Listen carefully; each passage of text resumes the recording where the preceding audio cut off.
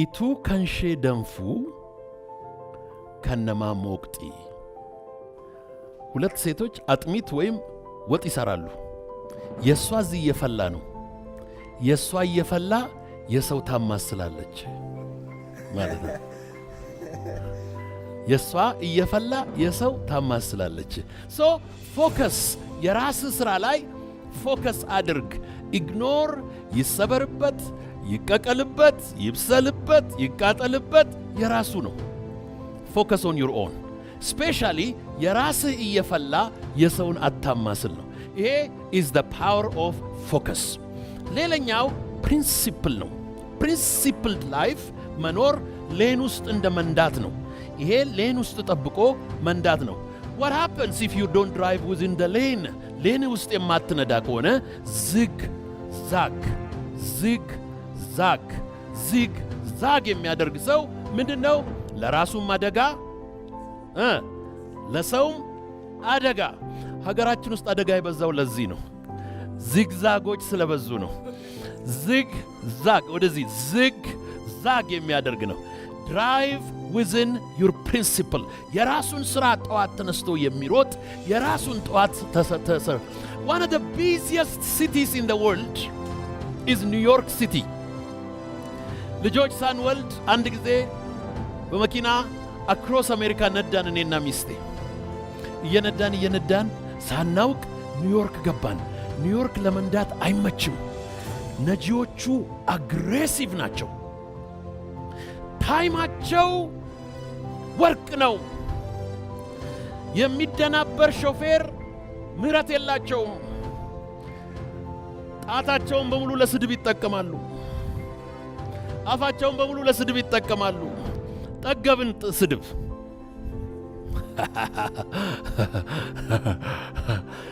ጥሩ ሹፌር እሷ ነች መኪና መንዳት ያስተማረችም እሷ ነች ሁሌ ስለምታስታውሰኝ ይኸው በህዝብ ፊት ልናገርላት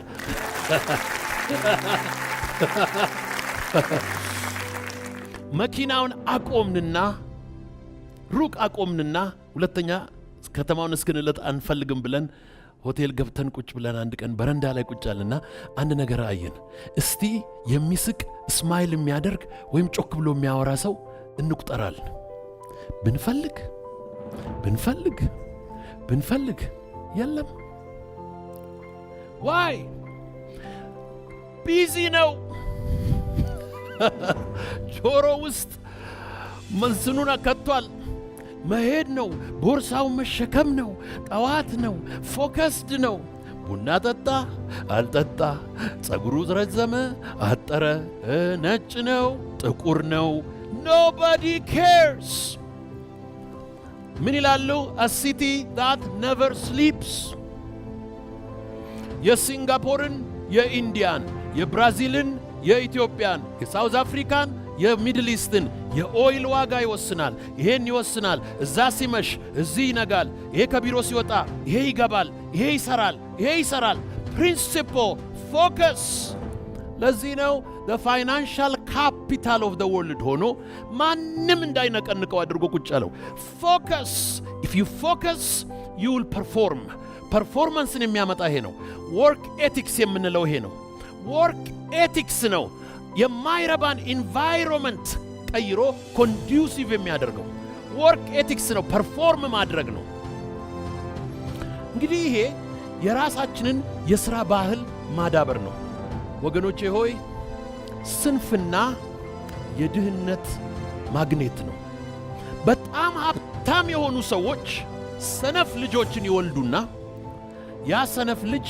ስንፍና ስላለበት ድህነትን ከየትም ስቦ ያመጣዋል የአባቱን ፎቅ ይሸጣል መኪናውን ይሸጣል ይጨርሰዋል ስንፍና የድህነት ማግኔት ነው ድህነት በዙሪያችን ካለ ማግኔት አካባቢያችን አለ ማለት ነው ማግኔቱን ፈልጉና አጥፉ ማግኔቱ ከጠፋ ያ አትራክት የሚያደርገው ፓወር ይጠፋል ማለት ነው ስንፍና this is poverty mindset poverty circumstance ብዙ ጊዜ ያንን ነገሮች ይሄ የስንፍና ስርዓቶች የስንፍና ላይፍ ስታይል የሚያደርገው ነው ድህነትን ከዓለም ጥግ ስቦ ያመጣዋል።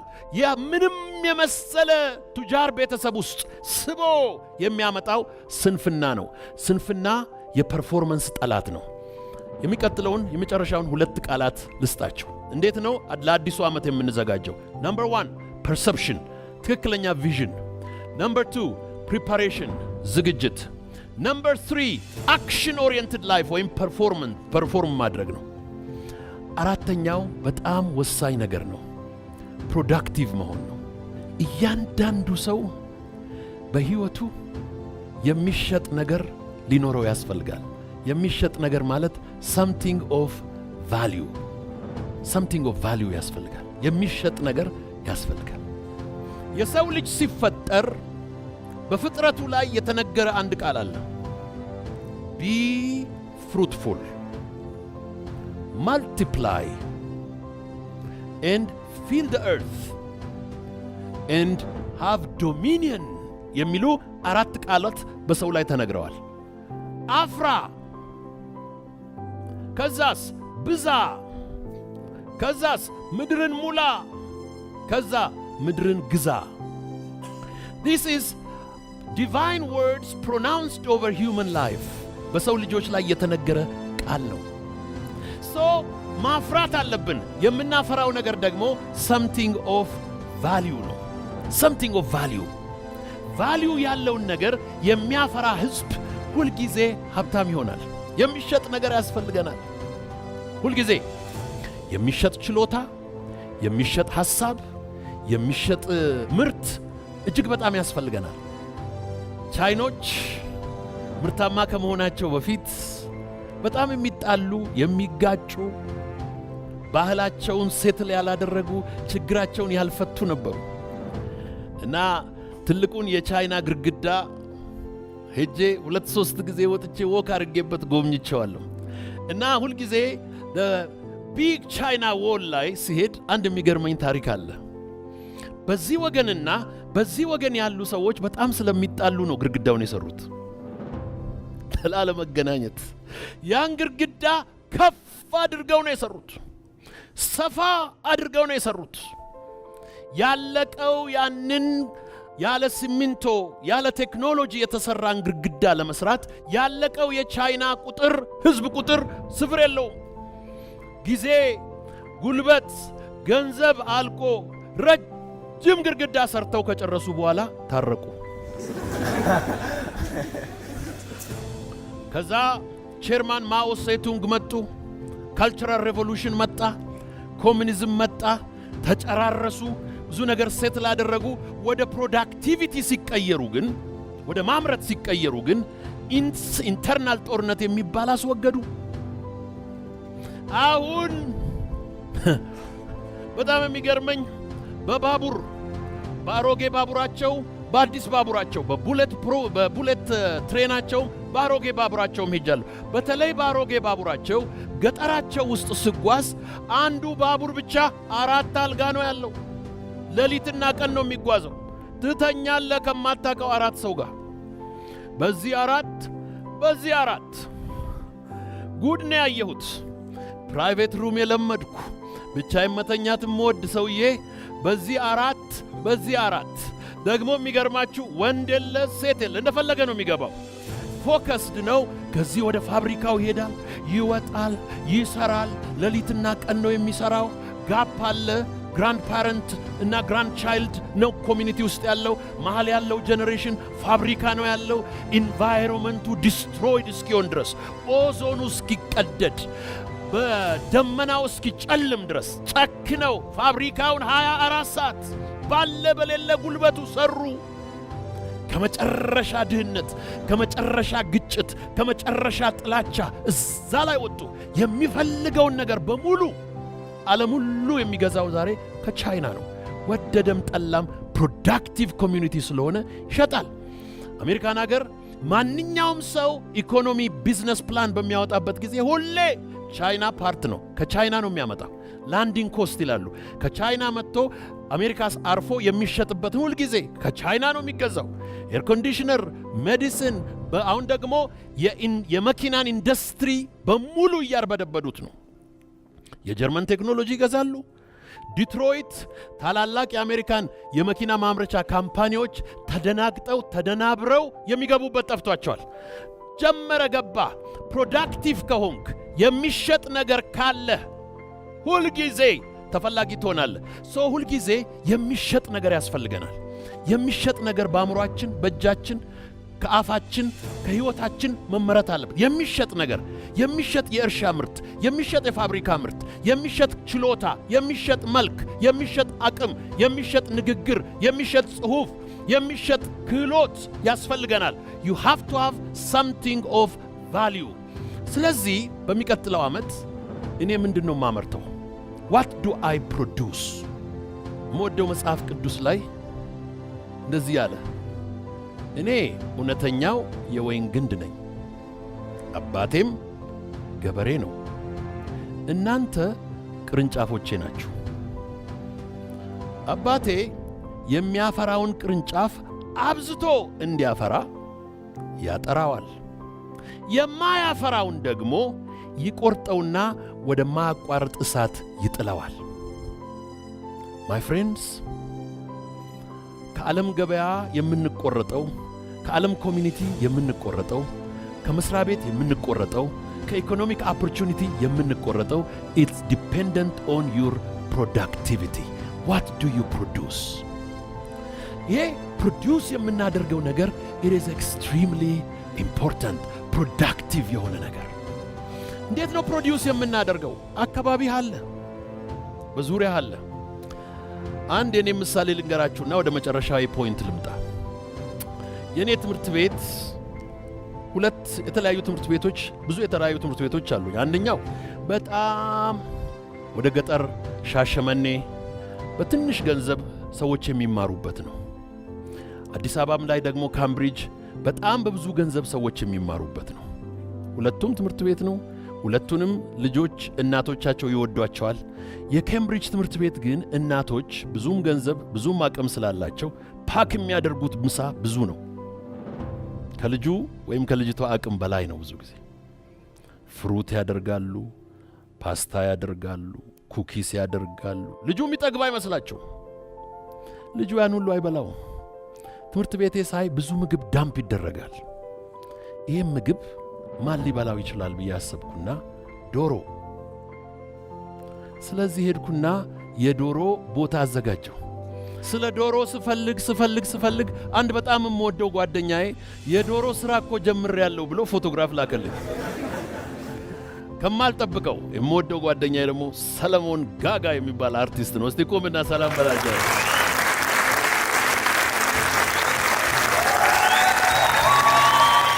ኬጁክ እንዴት እንደሚገዛ፣ ምግቡ እንዴት እንደሚገዛ፣ ምናምኑ እንዴት እንደሚገዛ ሁሉ አሳየኝ። ከዛም በኋላ ዋለ የሚባል አንድ ጎበዝ ጎጃም የገበሬ ደግሞ እንትን ያቀርብልሃል አለኝ፣ ዶሮዎቹን ያቀርብልሃል አለኝ። ስለዚህ 1000 ዶሮ አመጣሁና አስገባሁ። ትልቁ የዶሮ ቢዝነስ ኮስቱ ምግቡ ነው። እኔ ደግሞ እናቶች ይኑሩልኝ ዶሮቼ ይገርማችኋል 5 ስታር ሆቴል ነው የገቡት።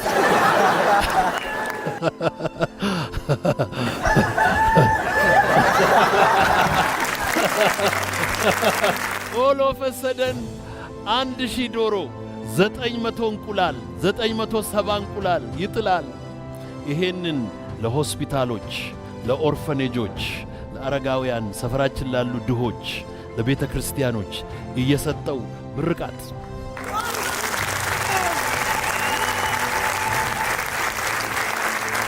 ዙሪያህን ከተመለከትክ የሆነ ሪሶርስ አለ፣ የሆነ ኦፖርቹኒቲ ደግሞ አለ።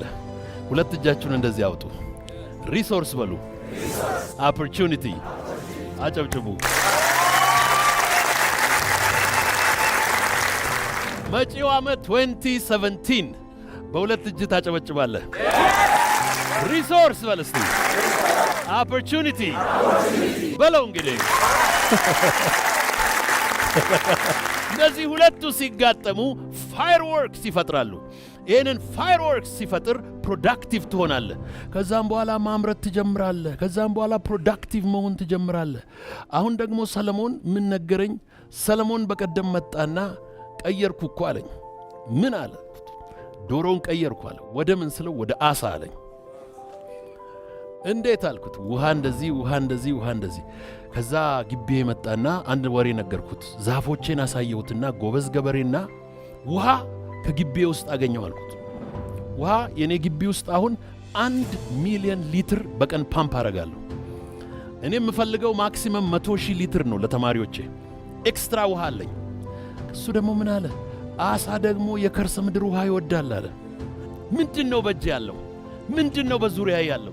ምንድነው በዚህ ኢንቫይሮንመንት ላይ ያለው? ምንድነው በዚህ አካባቢ ላይ ያለው? ምንድነው በሀገሬ ላይ ያለው? ምንድነው በምድሩ ላይ ያለው? ምንድነው በሁኔታ ውስጥ ያለው? ያን ጊዜ ዓይንህ ይገለጣል። ራእይ የሌለው ሕዝብ ይጠፋል። ራእይ የሌለው ሕዝብ መረን ይሆናል። So we started with perception, vision, ከዛስ preparation፣ ከዛ performance፣ ከዛ productivity ማምረት ነው። በጣም የምወደውና የምከተለው የሕይወቴ ጌታ ኢየሱስ አንድ ጊዜ እንደዚህ አለ። በዓለም ሳላችሁ መከራ አለባችሁ፣ ነገር ግን አይዟችሁ እኔ ዓለምን አሸንፌአለሁ። አንድ ነገር ልንገራችሁ፣ 2017 ሪሶርስ እና ኦፖርቹኒቲን ብቻ ይዞ አይደለም የሚመጣው፣ ፕሮብለምን ይዞ ይመጣል። ፕሮብለም ፍሪ የሆነ ኢንቫይሮንመንት የለም። ስለዚህ የመጨረሻው ነገር you have to have perseverance የምንለው ነው። መቻል፣ መውጣት አለ፣ መውረድ አለ። failure is a partner of success። ስለዚህ በኢትዮጵያ ላይ ብዙ ጊዜ ኢትዮጵያውያን ጀግኖች ነን እንላለን እንጂ ድንጉጦች ነን። ችግር ያስደነግጠናል፣ ወሬ ያስደነግጠናል፣ ዜና ያስደነግጠናል፣ ሁኔታ ያስደነግጠናል፣ ያስደነብረናል። አንድ አባባል ነበረ። ኃይለ ሥላሴ ኢትዮጵያን ለቀው ለንደን ሲገቡ ይሄን ምን ጠቅል እያላችሁ ከኢትዮጵያ ደንብሮ ለንደን ገባላችሁ ተባሉ። አንዳንድ ጊዜ የሚመጣው ችግር ያስደነብርና ሰፈር ያስለቅቃል። ራእይ ሲኖርህ ችግር እንደሚበዛበት አትርሳ። አውሮፕላን ከመነሳቱ በፊት በጣም ይጮሃል። ለምንድነው? ግራቪቲው አንገቱን ነው የሚይዘው። ልትነሳ ስትል ብዙ ነገር ያስጮሃል። የስበቱ ኃይል ታች በጣም ከባድ ነው። when you are down there the power of gravity is so strong። አይለቅህም፣ ያስጮሃል። ባንክ አያበድርህም፣ መንግሥት ፈቃድ አይሰጥህም፣ ጓደኞች አይረዱም፣ ዘመድ አያጨበጭብልህም፣ ብዙ ሰው ካንተ ጋር አይሆንም። ያን ጊዜ ሁለት አማራጭ አለ፣ መተው ወይም መቀጠል።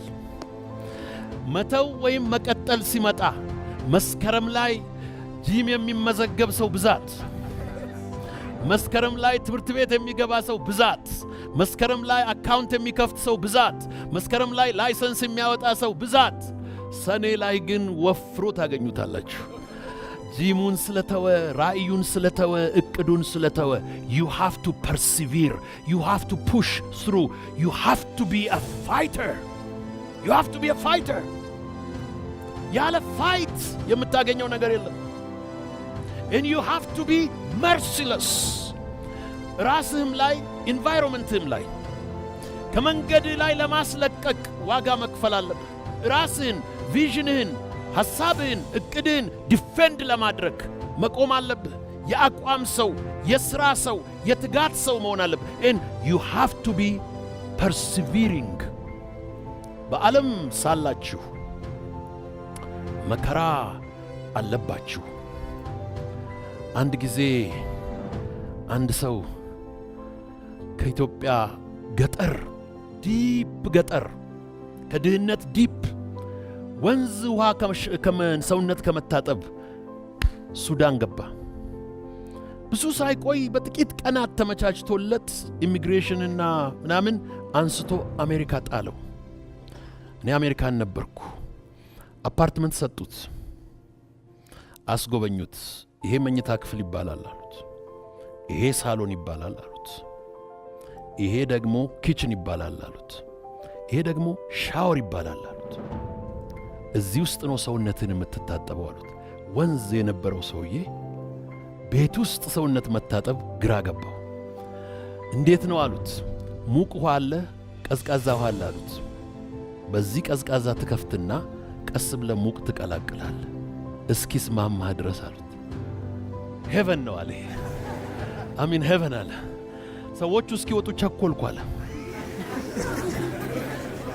to try shower for the first time, to experience shower for the first time. ይህ ሰው ሄቨን ነው አለ። ከዛ በኋላ ገባ። ሰዎቹ እንደወጡ ልብሱን አወለቀ፣ ሻወር ውስጥ ገባ።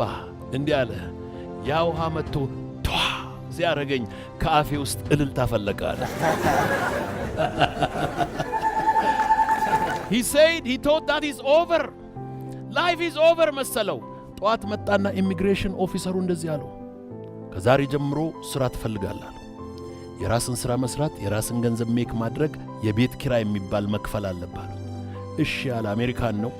አንድ ሱፍ ገዝቷል፣ ከረባትና ሸሚዝ ገዝቷል። ጠዋት ሰውየው ሲመጣ ዝንጥ ብሎ ጠበቀው። ስራ ፍለጋ እንደሚሄድ አልገባው። ሰውየው ይዞት ወጣ። የመጀመሪያ የተገኘው ስራ ሳር ማጨድ ነው። ጀመረ። ሲያጭድ ኮቱን ሲያወልቅ፣ ሲያጭድ ከረባቱን ሲያወልቅ፣ ሲያጭድ ሸሚዙን ሲያወልቅ፣ መጨረሻ ላይ ምን ገባው? ለካ አሜሪካም መከራ አለ።